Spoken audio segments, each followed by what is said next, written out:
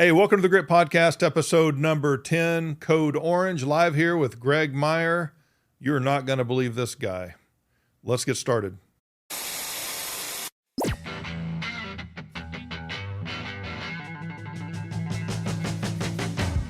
to the Grit Podcast. Welcome to the Grit Podcast, the podcast that motivates and encourages you to become the real man you're destined to be. Broadcasting live in the rugged Northwest, just east of the trailblazing city of Portland. So let's get locked and loaded, because it's time to get gritty with it. Here's your host and lead grit man, Jamie Worley. Welcome to the Grit Podcast. I'm your host, Jamie Worley. I'm here with a very special guest of mine and great friend. He's been known as a lot of different things. He's got a lot of different nicknames. Yeah. Traffic cone is what I kind of think of when I see Greg Meier.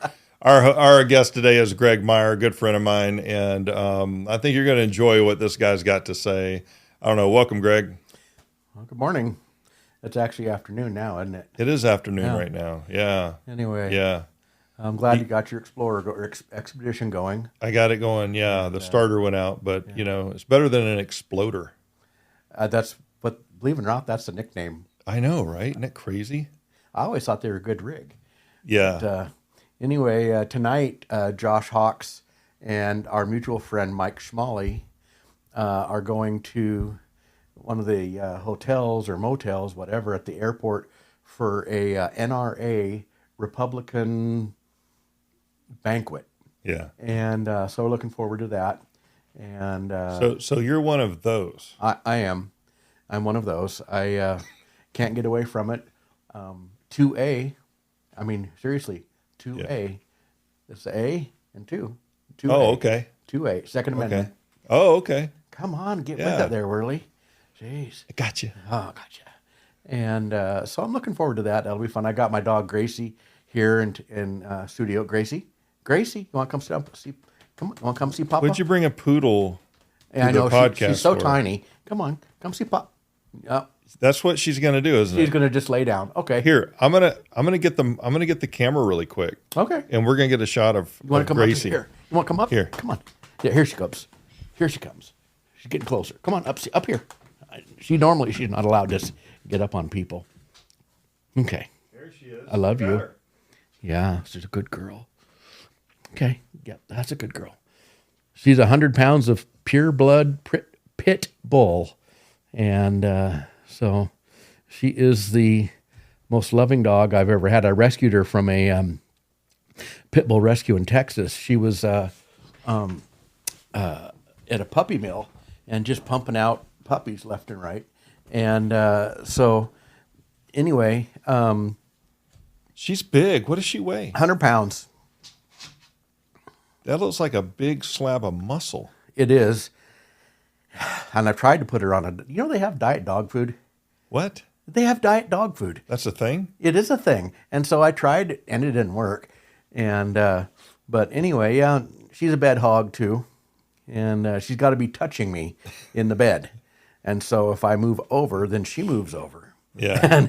Oh my God. Anyway. Well, I'll tell you what, she's about the size of a small human. She is. She's a great dog. I take her to all the care facilities I play at, and I don't take her to church or to restaurants or to grocery stores, but schools that I play at, the kids love her, the old people love her at retirement homes. So does she bite people? Does she attack people? She doesn't even bark. The only thing she But attacks, it's a pit bull, Greg. I know, right? The really mean kind. Yeah. Yeah. Are you an ex-con raising pit bulls? I am. You can tell all my tattoos and everything. Yeah. That's where I got my hair. That's where I got the orange. Whoa. Why did you have to bring tattoos into this with the whole prison thing? Do you know somebody who went to prison who has a bunch of tattoos? I wasn't putting that two together, but what I was thinking of is tattoos that they do in prison, which are not really very good-looking ones, I have seen some amazing tattoo work in a prison. Oh, in a prison? These guys can sit. That? You could be on the third floor. Get this. You could be on the third floor of a prison or a jail. They could flush a piece of paper down the toilet and make sure it goes to the second floor, third cell over. I'm not kidding. if a lot of these guys would just use their ingenuity, intuitiveness, is that the right thing? In their creativity to do something productive. Right? To do something good? Yeah. I know. I don't know how they do that, but they tie a string around a note. They wrap it up in like a Ziploc bag or something. They flush it and it goes to like the bottom floor, third cell over. I never heard of such a thing. It's unbelievable. Do they do it by weight or something? I don't know. Look, I'm not a convict. I've just been in jail. Well, I know, right? Yeah.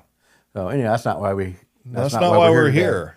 We're here to talk about the traffic cone looking. Yeah, orange. What's the deal with the orange? You're always in orange. T-shirts. For years I hauled logs, and you have to wear safety colors. It's either safety orange or safety lemon yellow, and that's just an ugly color for me anyway. Yeah. And so I ended up getting a bunch of free T-shirts and sweatshirts, and of course I like the Beavers too. Oh, and so I just if they're free, I just keep wearing them until they wear out, and then I'll find some other ones that are free.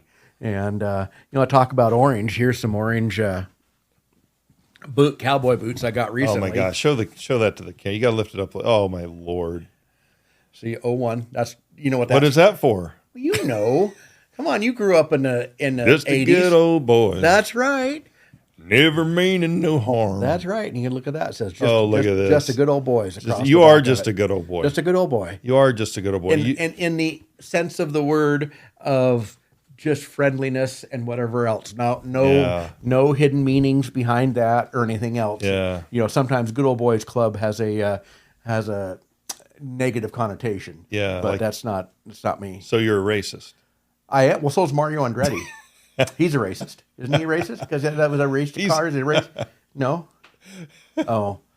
I guess I got it wrong, didn't I? Well, I mean, the connotation good old boys. I know. A lot of people think racist. I know. And that's but you're not a me. Second Amendment, gun-toting, gun-supporting, conservative white guy. Yes. And is that your white privilege speaking? That is my white privilege speaking. I was raised in this church. Yeah. And one of the songs we sang is red and yellow, black and white. They are precious in his sight. Yeah. Jesus loves the little children of the world.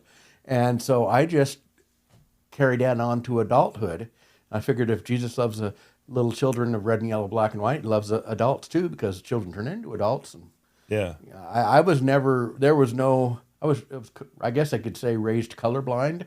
I didn't know any difference. You know what I'm saying? Yeah. And I have Vietnamese cousins and some, they're not Hispanic because they would be from South America, but I don't know. I have some South American cousins. Yeah. And so anyway, I was going to share with the folks here that something you guys probably don't know about me, but I spent 20 years in the fire service. In fact, here's my helmet from Boring Fire. Can you put that on for us? You ought to take your headphones off. Can you take it? Can you put it so we can get a shot of that? I want to know what this looked like back in the day. You actually look like a fireman. Now put it back down. Put it down. I'm just kidding. Greg the fireman. Yeah, that was me. Wow. I was a firefighter. In fact, it still got smoke on it from the last calls that I went on. And you don't clean those things. Well, I mean, they lose character when you clean them, right? there is that. And I got my old jacket. Oh, whoa! I do not. I will turnout coat. I will not be able to put that on though. Oh, that's all right. Can you see that? the name? That is sweet. Got my name across the back. Nice. And how long ago was it that you were a fireman? Started in 81. 1981. Yeah. How long did you do that? 20 years. You were a fireman for 20 years? Yeah. How did I not know that? Yeah. And, I've got stuff to show you here. You're going to laugh. This was one of the patches for Boring Fire Department. Oh, wow. Which no longer exists. It's Clackamas Clackamas now, one. right? Yeah. That was a big fuss, wasn't it? It still is in my book. But hey, really? Yeah. It's, whatever. I got, there's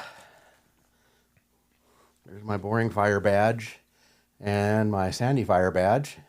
Nice. And what else do I got here? Are those the ones you put in your wallet and you flip your wallet open and it shows? No, those are the ones we put. We never did the gaudy big ones. Okay, yeah. We never did that. Yeah. This is one of my boring fire department IDs. Who's the picture of that guy with hair? I know. Is that and you? Skinny. Is that you? And skinny. It is, and skinny. And here's my EMT. I was an EMT. Here's my EMT certificate. Man. And so You're not only pulling people out of fires. Now, do all firemen need to get the EMT card? No? No. That was something you just it's did. something extra above and beyond. Nice. And I got my old high school student body cards. Yeah? Yeah, don't need those. But anyway, yeah, I really wanted to do that as a career. Yeah. The Lord had different plans. I was in college studying fire science. Mm-hmm. And, I've got all kinds of excuses as why it was other people. When you join the fire service, you have to take a civil service test. Yeah. Okay.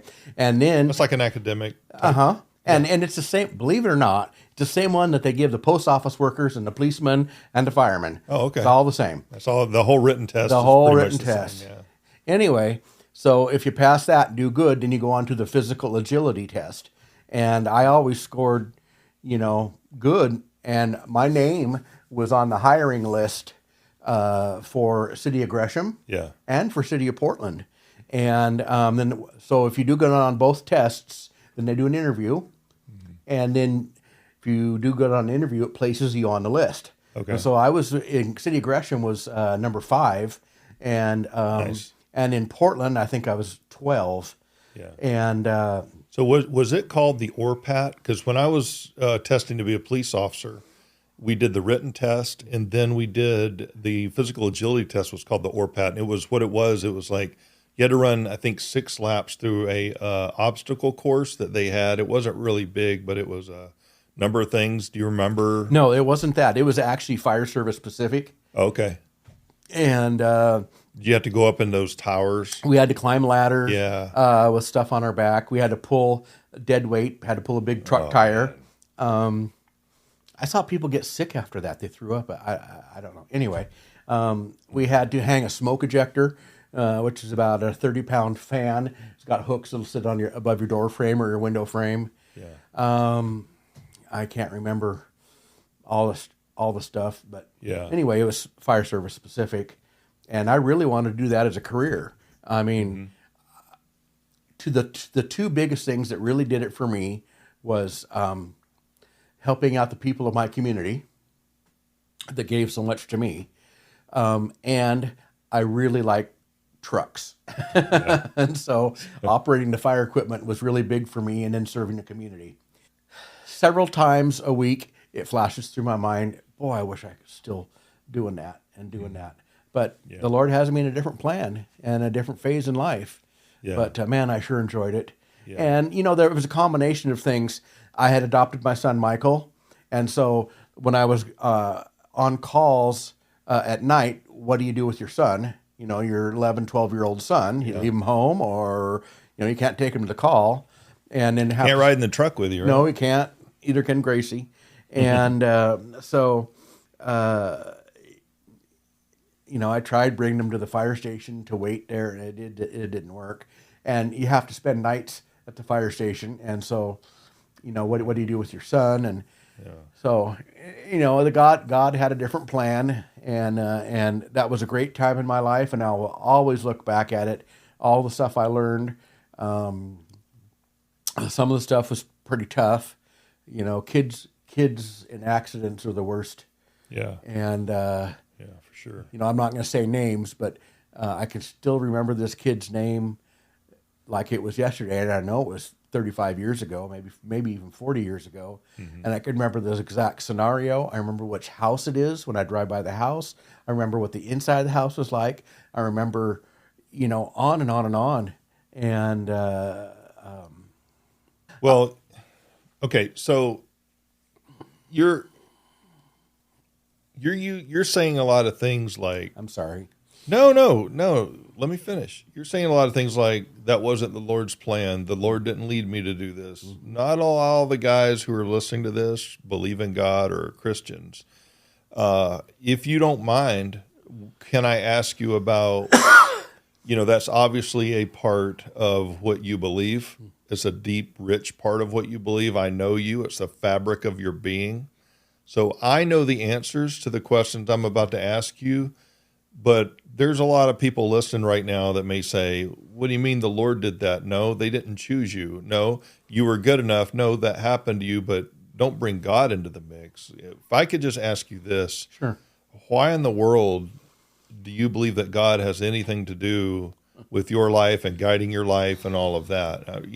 It's just, I know the answers that you're going to give or that you have, but what is this whole thing? Because a lot of guys I know, hard work pays off, and they don't really give God any mind or credit about it. I'm not judging them. That's just the way that they are. And maybe they're not sure about any kind of God directing any part of their lives, or maybe a major part. So let me start off this way. Is God kind of like,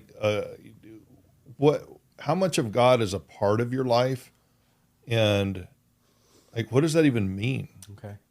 So now God is 100% part of my life. Okay. Okay. But back in the 80s, 70s, 90s, whatever, I was a Christian, and I knew that I was going to heaven. And if God's plans fit into what I was doing, right on. I mean, why wouldn't God want you to be a fireman and EMT and save people in a little, whatever? Why wouldn't he? That's a good thing.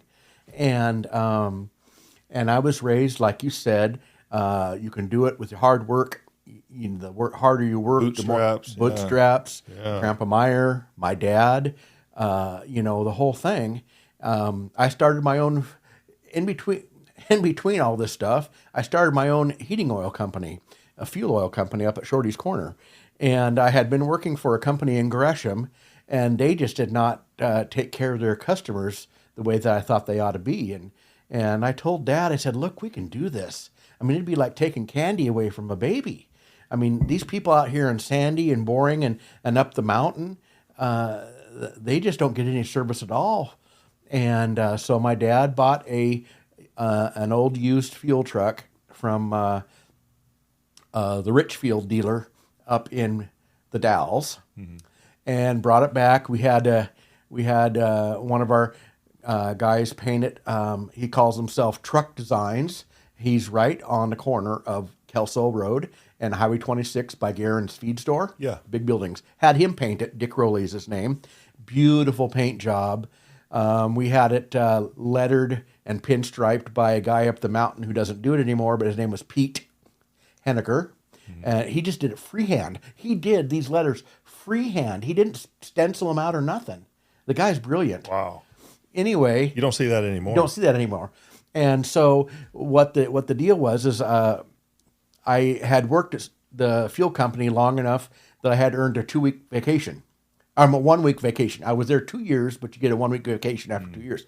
So that 1-week vacation, I started my fuel business. I started delivering fuel, on that week. And so I showed up the following Monday, my first day after vacation.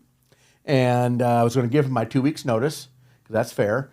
And I walked in the office there, and they said, "Hey, we hear you're starting up a fuel business up there." I said, "Well, yes, I am, but I'll give you 2 weeks, and I'll still work for you." Nope. I said, "Well, okay."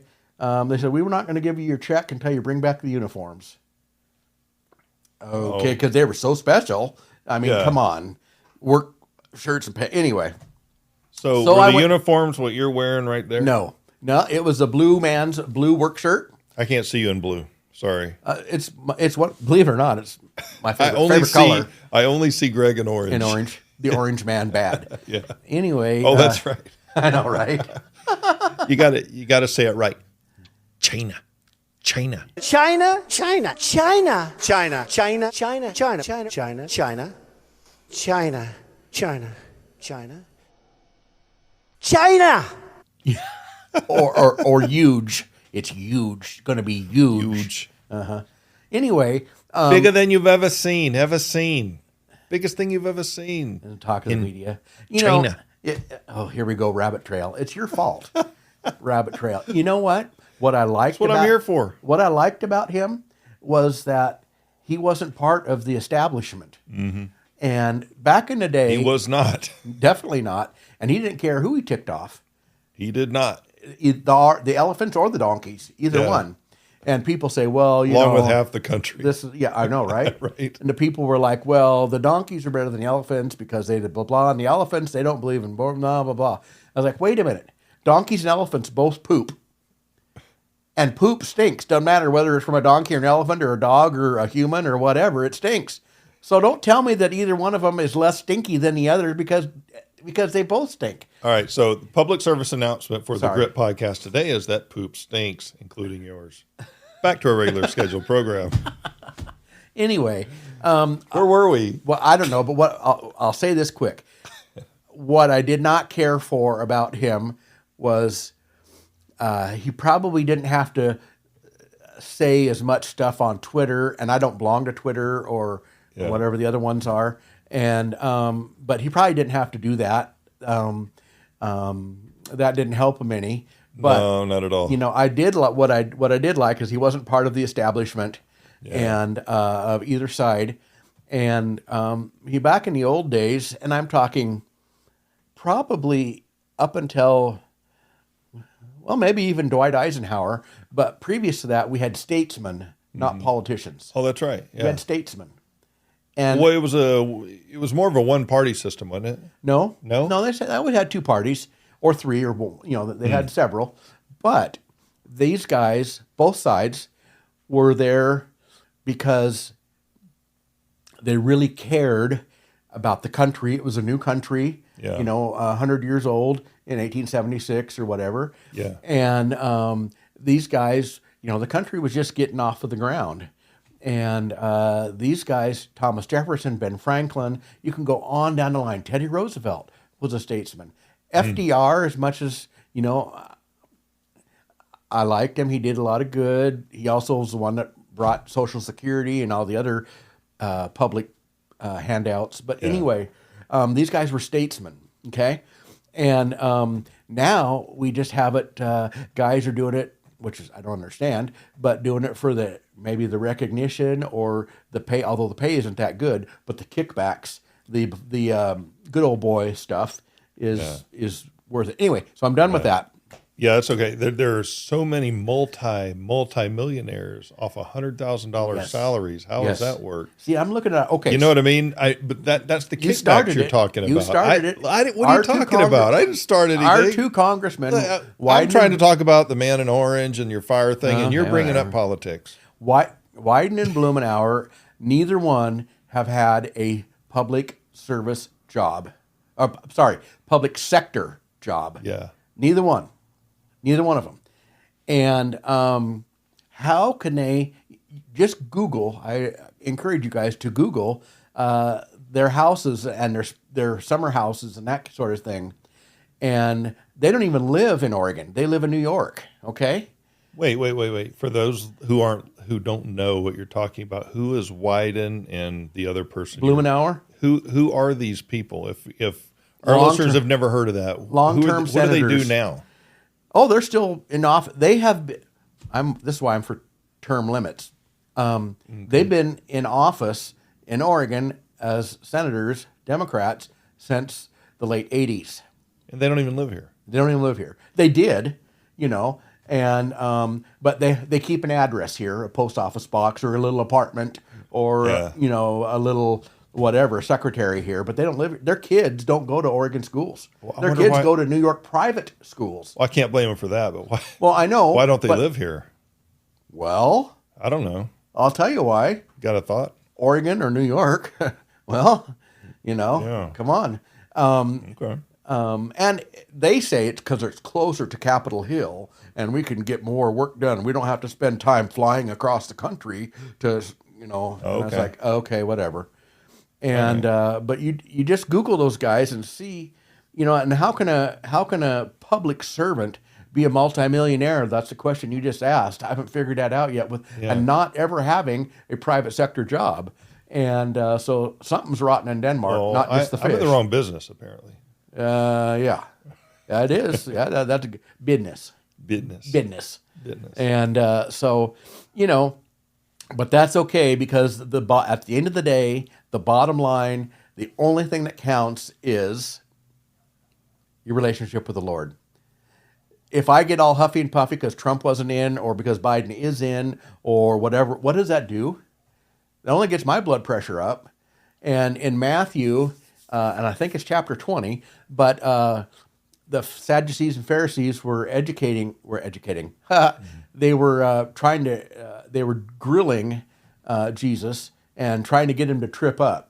And because back then they were still under the old Levitical laws and the Ten Commandments and all those laws. You have to wear a thing on your head, and you have to wear a wrap, and everything. Anyway, so they were questioning him, and they were looking for a way to trip him up so they could kill him legally. Yeah. Okay. So master, or no, they didn't call him master; they called him teacher. Yeah. And they used it in a mocking tone. They actually said rabbi. So it was more sarcastic. They weren't sarcastic. showing respect. Right. It was sarcastic. They said, Rabbi, what is the greatest commandment? And of course, they're all thinking 10 commandments. And they're like, he can't say any one of the 10 is greater than the other because they're all, Yeah. And he says, there are two. The first one is love the Lord your God with all your heart, mind, and soul. The second is love your neighbor as yourself. And he goes on to say, all the other previous commandments, all the other Old Testament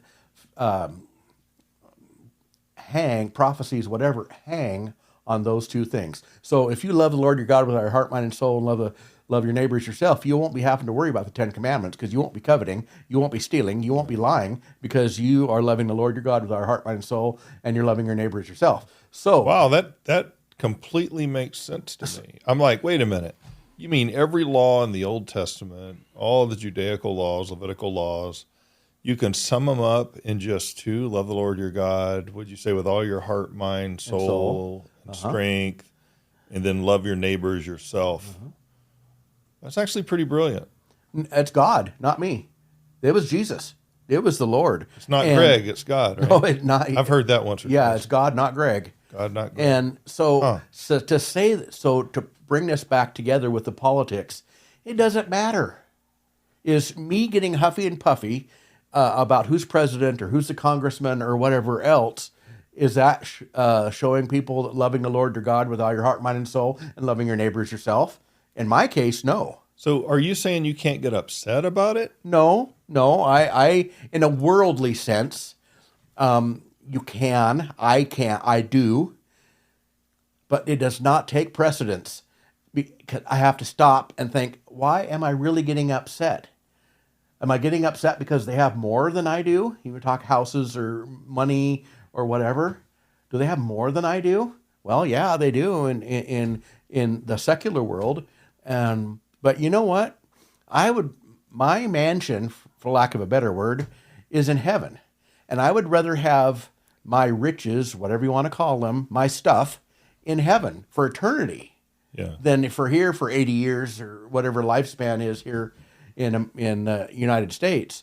Yeah. And so when you say getting upset, yeah, but not really. Because now that's just me. This isn't for everybody. You're just saying you don't hang on to it. No.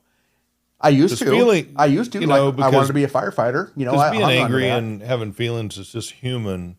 But there's a difference in like packing that stuff around all the time. You start mistreating everybody, and your attitude, is trashed because you're hanging on to that stuff. So you're saying that what you do is you're human enough to feel what's natural and what upsets you, but it doesn't have you. You're able to let it go and to move on eventually, and just.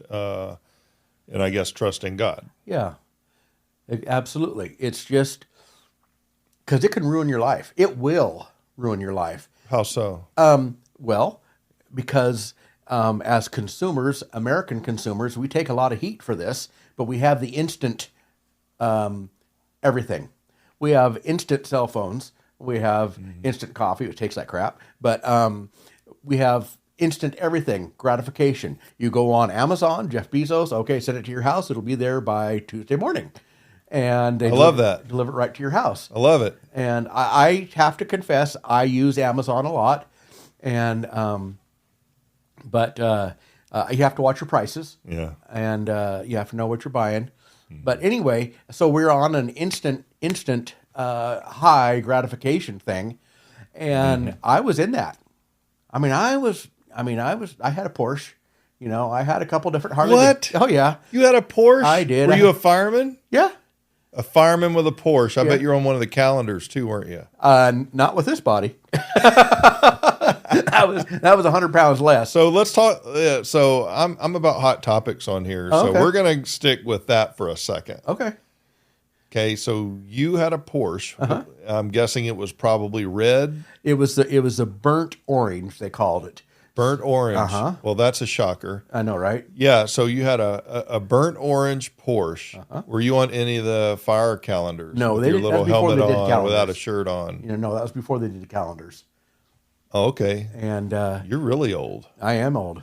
I'll be 60 in July. I haven't figured out how I you got really? here. Yeah, I don't know how I got here this fast, but I didn't think you were going to be 60. I know, right? I still think in my mind I'm 39. Yeah. And but no, I had a Porsche. I had a couple different Harley Davidsons. What? Yeah, a couple different Harleys. I was living the world. I mean, and like I said, if God's plans fit into mine, that's fine. But if not, no big deal because I did what I wanted anyway. Yeah. And I had friends that were saying they would misquote the scripture that says, "I have come to give you life and life to the fullest, or life to the most abundant," or whatever else. Abundantly, yeah. And I was like, "Oh, okay, right on. I can abundant Porsche, baby, abundant Harley Davidson." And so and I did all that, and I had a jet ski. I jet skied for several, and my I can minimize, or I can what's the other word? Justify anything. Yeah. I'm good at that. I'm the king of justification. Oh man! And so at that time, I was going to Orient Drive Baptist Church, and me and my buddy Richard Gillum from Rich's Tree Service, shameless quote or plug. Yeah. It's all good. Anyway, it's like, hey, we would take the youth group kids after church on Sunday out on the jet skis on the Columbia. And so that was my job. Well, God must want me to have this jet ski because He I'm must. using it for His glory, right? He must. Yeah, it didn't have I anything want to do go on with- a mission trip in Hawaii. There's lots of lost people in Hawaii. Is there? I would sign up for that, Would whether you? I was a Christian or not. Yeah. I think Hawaii. so. Yeah. Yep. Yeah, I'm just saying. The islands. Well, what you're talking about with possessions and things, I 100% agree with that because doing estate planning, my dad told me this, and I've seen it myself. I've never seen a U-Haul behind a hearse, That's exactly right. and we're not taking any of this stuff with us. But a lot of guys I know will say, look, it's not about taking it with you. It's about living your best life now. Get as many toys as you can right now. And I understand that if you think that death is like the end of you. If death is the end of you, by all means, indulge. What's the purpose of life if there's like nothing after this? And that's kind of where they come from. And then I know guys like you who say, no, there's eternal life after this. This is just a blip on the radar because eternal is so much longer than your little brief lifetime of 50, 60, 70, 80 years if you're lucky. There's so much more after this. And there's typically a marked difference between people, the way they live their lives when they believe that there's nothing more after this than those who believe that there's something far greater after this. Right. Where do you stand on that whole thing? I think I know, but where do you stand on this as far as you live your life in perspective of what? Yeah. Is there more? Yeah. Really, I know what's written in the There was scriptures, a song. but do you really think there's more after death? There was a song, and I don't remember if it was Barbara Streisand or Bette Midler, one of those, and the song was called "Is That All There Is?" It's a good question. Is that all there is? And so, like I said, I knew I was going to heaven, and I thought I can have some fun here. Well, now my perspective is different. A couple things happened. I adopted my son Michael in 1986. He'll be 37 in July, and but not 86, 96. And the other thing is I got diagnosed with terminal cancer.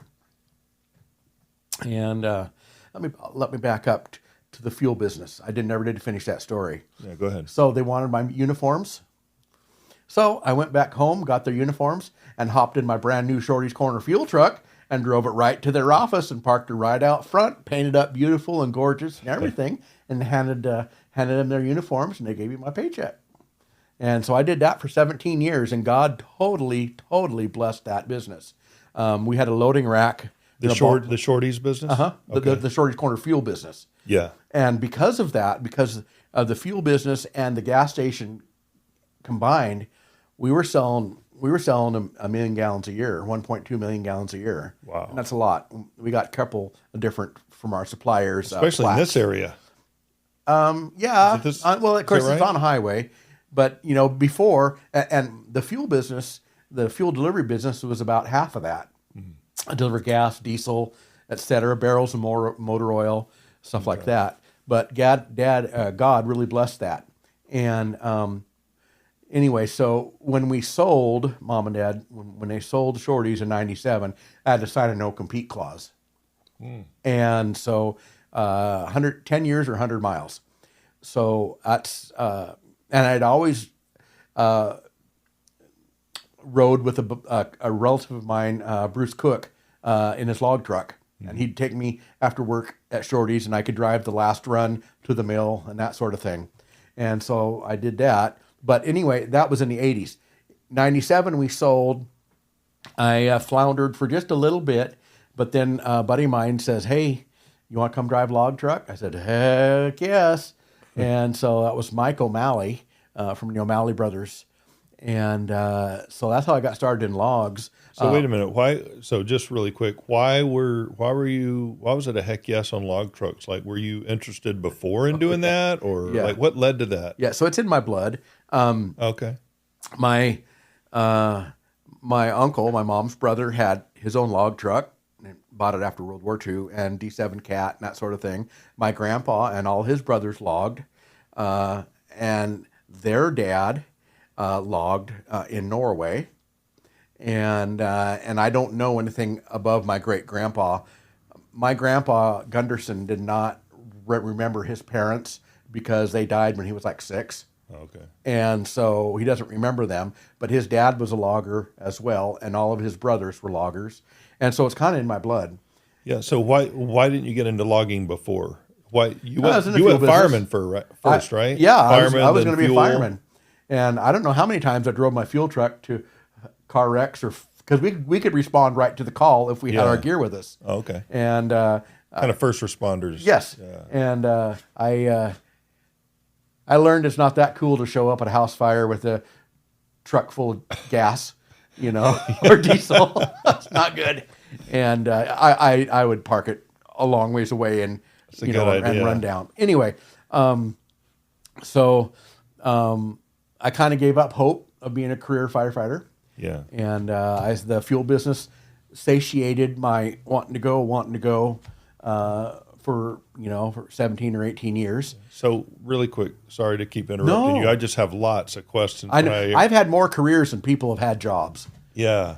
Yeah. Well, okay. So how did you handle that whole idea of not being a fireman anymore? Because I know there's a lot of guys out there listening right now. They have dreams about being something, and maybe they are that right now, and they may never run into this, but if they do, and they run into an obstacle that is going to end their lifelong dreams of becoming something, I'm looking at you and I'm gathering that there is still hope, even though maybe the thing that you've dreamed of doing all along, if it is ever taken away, like how did you handle that? Because you're okay now. I know you. No, you really are. You're okay now. You're a great guy. You're solid. You're grounded. You have faith. I mean, you have so much going for you in spite of losing maybe the lifelong dream. Like, how did you handle that? I mean, did you handle it well at first, or was it a journey? It's a journey. Like I said, early on in the broadcast or podcast, there's not too many days that go by that I don't think about it. And I wanted to do that so bad. I loved it. I mean, and so I have my bitter moments. And, but now I have a different perspective, cancer, that sort of thing. I can let it go, but boy, it was tough at first. I was angry, and to deal with that, I would just work myself to death. That's how I processed anger or whatever else, just work. And, that's people that have had trauma, a lot of times for them to go out and split firewood or to go to the gym or go whatever, fishing or whatever else, that's a way of getting rid of that inner angst. I guess that's the word. Sure. And so for me, it was just hard work. That's all I knew how to do. I didn't know what else to do. And so it was tough to let it go. And It looks like it's still kind of tough for you. it is because I have friends that were that are just retiring right now that I graduated high school with from the fire service. That's got to be a little hard to watch. Yeah. Yeah. Before they're 60. They retired in their 50s. Yeah. And, so I think in a secular way, I don't have any for logging or having your own business. You don't have a 401k or PERS, Public Employee Retirement System, or whatever. And when I was hauling logs, I figured my retirement system is I work until I can't work anymore. Work till I'm 83 and I can't get in and out of the truck anymore. And now it's a different perspective, because if I dwell on that, it's like, oh, that guy spent 35 years in a fire service. I miss the engines. I miss operating the engine. I miss operating the pumps. I miss taking care of people, ministering to them, their wounds and that sort of thing. I miss that. I don't know how many times I rode an ambulance in to the hospitals, or I drove the ambulance because the person was so bad that needed both paramedics in the back. Yeah. And so it is hard to let go of, because I was sleeping. When I was little, I didn't know anything about being a fireman. That's not what I wanted to be. I wanted to be a truck driver like my dad. Dad, milk truck driver. And I got into the Explorers, the fire Explorers at Sandy Fire, and that's what really lit my fire. Anyway, so yes, it is hard to let go, and this stupid cliche bumper sticker that says "Let go, let God." Okay, yeah, we've all seen it and everything else. That's all I can say is let go, let God. The thing is, I was so darn stubborn. I am so darn stubborn. It's probably why I'm not married. No, it's why I'm not married. That I couldn't let go. And, I was hauling logs. I was kicking butt and taking names, keeping the family tradition alive. But in 2015, I was way up. They call it the Molalla River Corridor. And it's way out in the pucker brush, Nowheresville, kind of southeast of Molalla. 2-hour drive into the site, no cell service for those 2 hours. Had a heart attack. You did? Yeah. And when was it? What year was this? 2015. And I knew something was going on. So what we did is we were loading on a hill, and which is dangerous because logs can slide. Right. But anyway, loading on a hill, throw one wrap around and bind it down, and then get off the hill and wait for the next guy, and let the next guy get loaded, and you can wrap up the rest of your logs while you're down below on the flats out of the way. And man, I was sweating, and I took my orange sweatshirt off there. I wasn't wearing that exact one, but took my orange sweatshirt off, just out off my head, took my stocking cap off. I had to do it with my hard hat off. I mean, I was just sweating, and my heart was going, Wow. and ended up taking my shirt off. So I had my logger pants with the red suspenders and no shirt. I'm sure I'm too sexy for my clothes. And there's no cell phone service, no nothing. There was for 2 hours, because it's a 2 hour drive in there.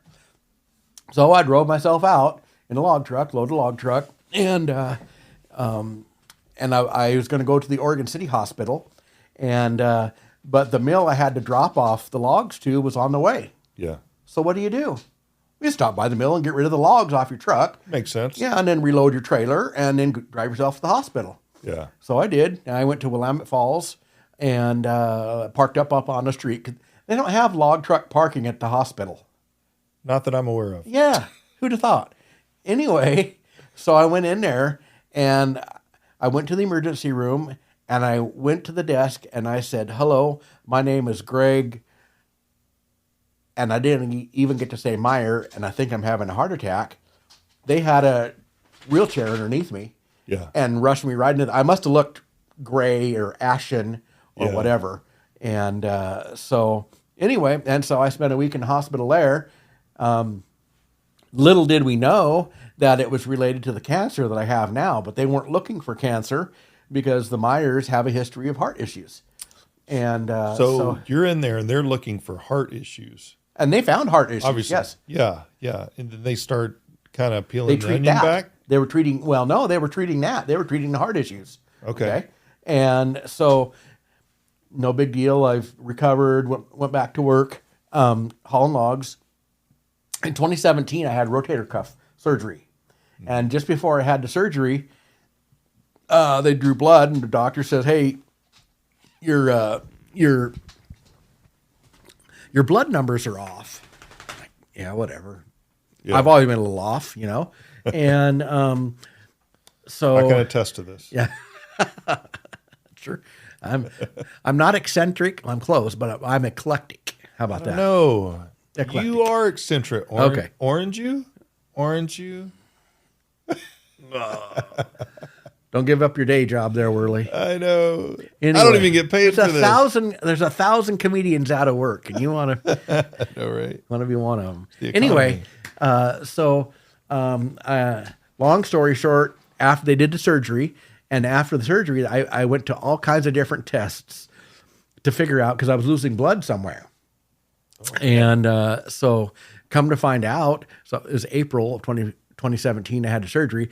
In September 29th or 30th of 2017, I got the news that I have terminal cancer, and it's called multiple myeloma.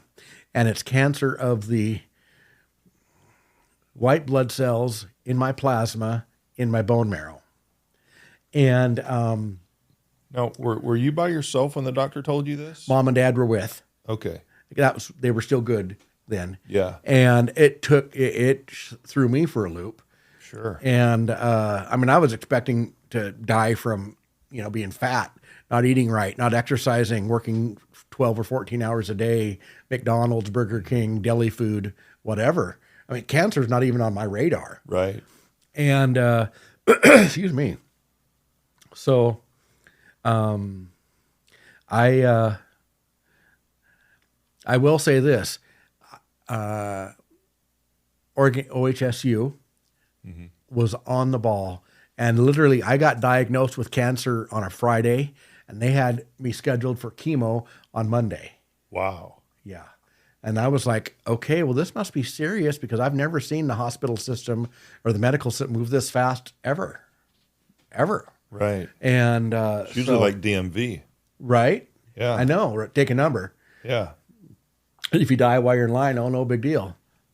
Next. And in fact, it's better for the insurance companies. It's a sad situation when insurance companies start dictating health. Because they're about the red line. They're about that bottom line. Oh, yes, they are. They're not. That is the bottom line. They're not in insurance to pay out to help. No, they're making a little. Anyway, whatever. Premiums. Get me started again. Yeah. So, come to find out this out. this cancer then is affected my kidneys and put me in stage 3 kidney disease. And when they found that out, it was before I was diagnosed with cancer. And I was like, kidney disease? I never did drinking. I mean, maybe a little, but I mean, never did drugs, never, nothing, you know? And so anyway, and it has affected my heart too. And so I've been in AFib before, and I've had a couple of surgeries to stop that, and I'm on some medication. But now it has affected the heart so much I'm in something called congestive heart failure. Right. And and I'm in still stage 3 kidney disease, although it's getting worse. I might be in stage 4 next time I go for my blood tests. I go every month for my blood tests. And that was a come to Jesus moment. And I tell all the friends that I hang out with, I do some discipling, or you can call it mentoring or whatever you want to call it. Don't wait till you're 53 years old and get cancer. Don't wait till you're 53. Don't be a Greg. Get your stuff right with the Lord pronto. And it took cancer for me to wake me up. I had nowhere to go. I have nowhere to go. I'm in a corner. I can't go down to Salem and complain. I can't go to City Hall. I can't go to D.C. and complain. No.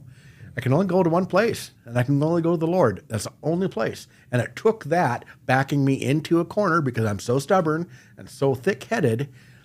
It took that to get my attention. And, man, my life has changed. Yeah. And I never once, brag on me, pat myself on the back, never once questioned God. I never once said, Lord, what did I do to deserve this, Lord? Never once. Why didn't you question and shake your fist at God? Because if God is who the Bible says he is, and if God is who you think he is, he could have stopped all of this. Mm-hmm. He could have kept you healthy. He could have, he's extended your life as it is, but couldn't he have done more? Shouldn't he have done more? Obviously he could have done more because he's God. God does everything. Yeah. He created Mount Hood. He created everything. And should he have done more? I don't know. But I will tell you what. It has given me a platform now. Well, first of all, it's caused me to renew my faith in God. Not church, not denominations, not religion. Mm-hmm. Just God and his holy, inerrant word, the Bible. Yeah. I'm not afraid to die. I have a peace that... can only come from one place. I've never had this much peace in 59 years. And that one place is God. It can't come from anywhere else. I'm not afraid to die. I know where I'm going. Let me give you and I know you've heard probably this before, but some would say that you really don't have peace with God. You're just in denial. And so, are you just avoiding thinking about maybe God really is a mean kid on an anthill with a magnifying glass, and you're just in denial of that? No, don't even come over there and slap you. No, I'm not in denial at all. Like I said, I'm 59, almost 60 in a couple months. You've seen a lot in your life. And I've seen a lot, and there is no doubt about this, that it's God 1,000%. 1,000%. When I was hauling logs, the only time I ever heard the name God was as a swear word over the CB radio. Okay. Yeah, right. And I was sissy. I said, I hid behind the verse that says, if you cause others to stumble and or not accept the Lord, you'll be held accountable for them, and blah. And those of you that are teachers will be judged more harshly, and blah, blah, blah. So that was my way out. Yeah. I'm not a teacher. No, and I don't have to tell anybody about God because I don't want to scare them away from him. Oh, yeah. I was like, Anyway, but the guys knew where I stood, and but now it has given me a platform because everybody knows our family in the Gresham, Boring, Sandy area. Yeah, you're very well known around here. Your whole family for all positive things. Yeah, of course. But you guys are very well known around here, and it's given me a platform And what I mean by that is whenever I go to Fred Meyer's or Safeway or Walgreens or always somebody I know. This is horrible to say. A lot of times I go at 6 o'clock in the morning before people get up so I can get through the grocery store pronto. But anyway, they always say, "Oh, hey, how are you doing with your cancer? How you doing?" And I'm like, So then it gives me the opportunity that I never had before to say, it's caused me to renew my faith in God, not church, the whole spiel I just did. Yeah. And they listen a little bit extra intently because cancer gives you a platform. Yeah. And I've never had a platform before to share that. Yeah. And I'm not quiet about it. Again, I should not have this peace. I'm dying. I mean, the cancer doctor told me this is March, in the first of this month, that she said, you need to worry more about your congestive heart failure than you do your cancer. I was like, okay, whatever, Lord, if you want to if that's what takes me, that's fine. He's the only one that knows when my ticket is punched. Well, you are either certifiably insane or you truly not just have this faith in God, your God, but you truly are grounded in it. You're either certifiably insane and in an incredible amount of denial, or you truly do have faith in your God. And because I've known you for, 15 years or so, I can tell everybody here that you are not certifiably insane, but you are grounded in the Word of God. You're grounded in everything that you believe. And we are getting close to where we've got to cut this podcast off, but you and I have far more to talk about. So will you be willing to come back and talk with me again? Absolutely. Okay. Absolutely. Now with that, I always want to end with this last question, basically, and I form it in different ways with everyone. I try to remember to do this. But this is what the Grit Podcast is all about. It's about the average Joe's story, because average Joe's, that is exactly who we know, and those are the men that surround us. Let me ask you this one last question, and it may come in the form of a couple, but it's just one big one, basically. I know the man that you are today, which is why you're here. Who is the male figure in your life that had the most impact on making you the man that you are today? The man that I know and love, the man that we all know and love here, everybody who knows you, the grounding of your faith. If you could attribute that influence to one man, if possible, who would that be? Dad. My dad, Gail Harned Meier. And was he a perfect father? No. Was he a workaholic? Yes. Did he not necessarily have time for his kids because he was working? Yes. But he was trying to get businesses going, whatever. But it was his constant example of love and caring for other people. It's like, Dad, that person just stole a candy bar, but he's still nice to him, or whatever. And so it's my father. That's the number. There have been other guys along the way that have gleaned a lot from. And, one of them would be my training officer at Boring Fire Department. His name is Dan Odell. He ended up being the chief at Boring Fire. And, there's another one at Sandy Fire. He was our training officer there too, an assistant chief, Charlie Hansen. And, but Dad, for as far as faith and family and that sort of thing, doing the right thing, that's my father. Yeah. And unequivocally my father. The reason I adopted my son Michael is because I know there are people out there that didn't have a dad like mine or like yours. I got to share that. I have to share that. Why do I mentor people or disciple, whatever the word is? Why?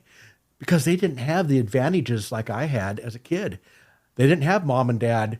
My mom used to not work, not until us kids got out of high school. Mom was home every day after school. Most kids don't have that.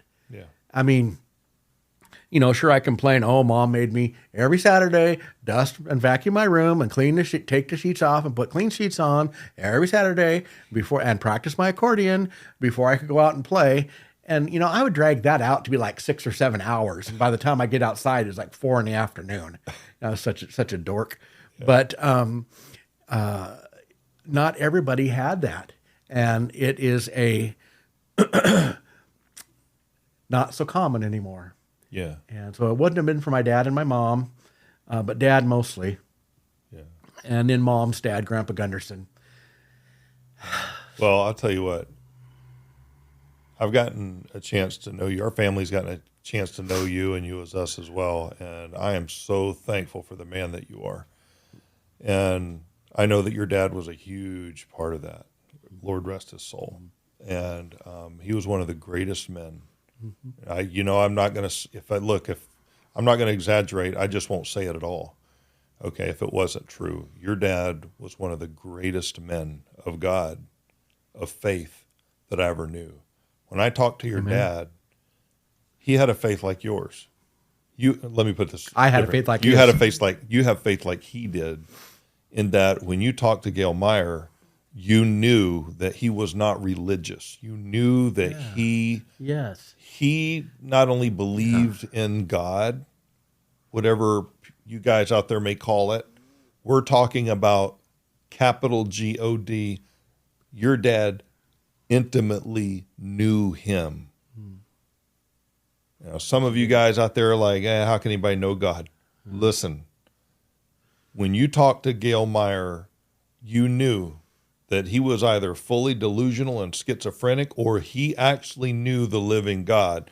I'm telling you, I am 100% convinced Gail Meier knew the living God. Amen. The God. And I'm convinced that you do too. Not the God, but the God. The one and only, the Alpha, the Omega, all that stuff that people say. Your dad knew him, and I know that you do too. I fully believe that. Man, thank you for coming on. And we've got so much more to talk about. And I'm getting you on record right now, you are willing to come back and discuss other issues with me. Yeah, absolutely. And maybe at that time, I won't be wearing orange. There's literally no chance of that happening. Okay. But that's okay. I might bring my digital accordion. I'm picking up my new fully digital accordion Thursday. Oh, Lord help us all. From Seattle. I know, right? Lord help us all. I know. So anyway, I'd love to come back.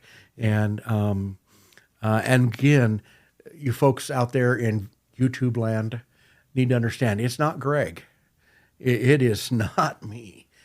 It's God. It can't be. You are literally faced with dying. Yes. It's not me. How can it be you? It's not me. Let me say one last thing about that, if you don't mind. No.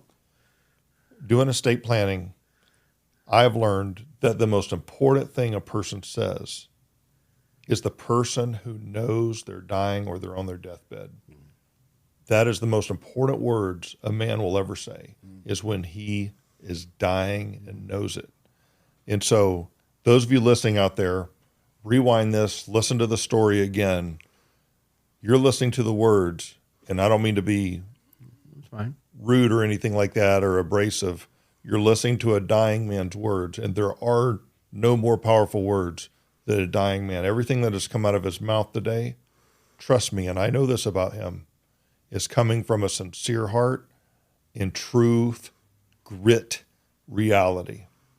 That's why we do what we do here, to have guests like Greg on to tell you the truth, to tell me the truth, and hopefully we can be better men because of it. Amen. Amen. All right, cool. All right, we'll catch you guys next time right here on The Grit next week. You're not going to want to miss this. Like and subscribe. You'll get when you subscribe, you're going to get it right there in your email inbox. You can subscribe at Spotify, YouTube, join our YouTube channel. That's in the link. Go to thegritman.com. That's thegritman.com for all the links to all the platforms you can find this podcast. Not only like and subscribe, but hey, share this with other guys if you think they'll benefit from it. All right. God bless you guys. We'll see you next time right here on The Grit. Amen. Hey, I want to give 2 kudos. Number 1, I want to give a kudo to you for watching The Grit podcast. I hope you've liked and subscribed it. Please leave a comment, leave a rating. Let us know how we're doing. If you're interested in being a guest, let us know about that too. Kudos number 2 is going to go to the sponsor of this show today, American Family Estate Preservation. We will be there when you need us the most. How many of you know that when you pass away, you're going to leave your stuff behind? I have never seen a U-Haul behind a hearse, and I can tell you this. When you are gone, your stuff is going somewhere. It can either go to the government or it can go to your kids and your grandkids. Which do you prefer? How much do you want the government to get, and how much do you want your kids to get? Are you concerned about probate? Maybe you don't know what probate is. It's not a good thing. Well, here's the deal. American Family Estate Preservation, they will be there when you need them the most. If you need free education regarding estate planning, and you need free legal advice regarding your personal situation with your estate, get this. They will answer those questions and give you that legal advice at no cost. Let me say that again. Any information you need regarding your estate or any legal advice that you need regarding your estate, they will provide that to you at no cost. Well, how in the world do we get a hold of these guys? Here's the deal. You go to mylivingtrust.org or afepi.com, AFEPI. I personally have a living trust with them so that my estate will avoid probate and my kids will get everything I want them to have immediately, no probate, privately, and get this, tax-free. That's what I have set up. I would encourage you to give them a call, and they will educate you so that you can make an educated decision on what your family needs. American Family Estate Preservation will be there when you need us the most. afepi.com. Contact them today. We'll see you guys next time right here on the Grit Podcast.